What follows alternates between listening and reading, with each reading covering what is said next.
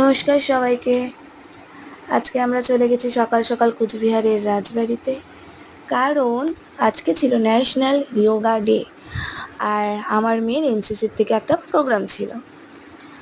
তো ভাবছিলাম আজকে একটা মিনি ব্লগ করব, কিন্তু আমার তাড়াহুড়ার জন্য আমি সেটা করতে পারিনি।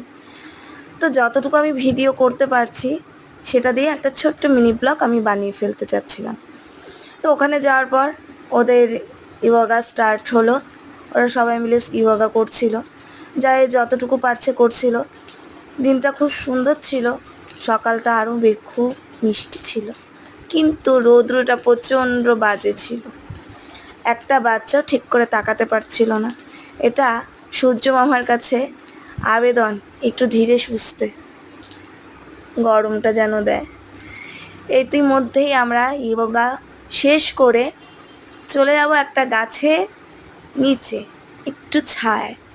যেতেই চলে গেল আমার মেয়ে আর বান্ধবী, তার দুজন লাফ মেরে উঠে পড়লো গাছে। গাছন্তি মহিলা। তাছাড়া আর কি বলবো।